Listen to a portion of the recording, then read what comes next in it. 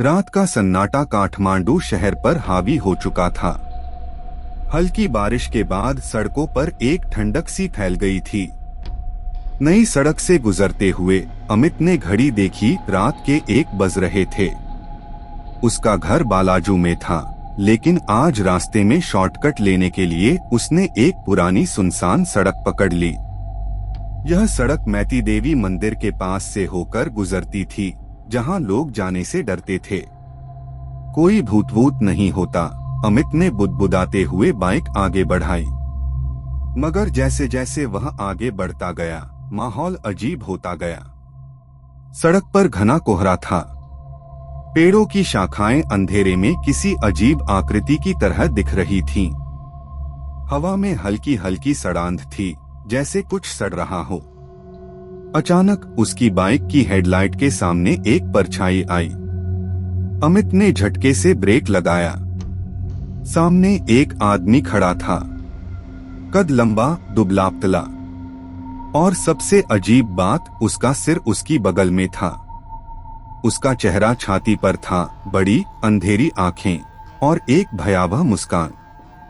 अमित के हाथ पैर कांपने लगे। उसने बाइक घुमाने की कोशिश की, लेकिन इंजन अचानक बंद हो गया।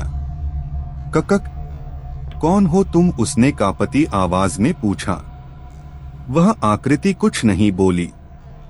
वह धीरे धीरे अमित की ओर बढ़ रही थी। उसके नंगे पैरों की आवाज सड़क पर गूंज रही थी। रुक जा। अमित ने पूरी ताकत से बाइक स्टार्ट करने की कोशिश की, लेकिन मुरकट्टा अब बस कुछ कदम दूर था। उसकी लाल आंखें सीधे अमित की आत्मा को भेद रही थीं।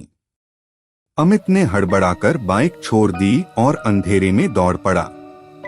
लेकिन वह कहीं भी देखता, हर जगह वही आकृति दिखती, सिर हाथ में पकड़े, छाती पर भयानक चेहरा और पैरों से घिसटती हुई चलने की आवाज।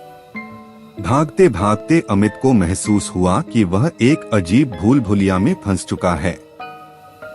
हर मोड़ पर वही गली, वही खंडहरनुमा दीवारें और वही सड़ांध भरी हवा।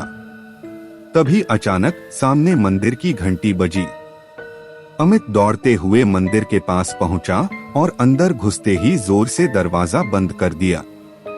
वह हांफते हुए मूर्ति के सामने गिर पड़ा। बाहर से किसी के चलने की आवाजें आ रही थीं, जैसे कोई धीरे धीरे मंदिर की परिक्रमा कर रहा हो। तभी मंदिर के पुजारी ने अमित को कांपते हुए देखा। क्या तुमने उसे देख लिया? अमित ने धीरे से सिर हिलाया। पुजारी ने भारी आवाज में कहा, मुरकट्टा, वह श्रापित आत्मा है। वर्षों पहले एक निर्दोष आदमी को झूठे आरोपों में मारा गया था।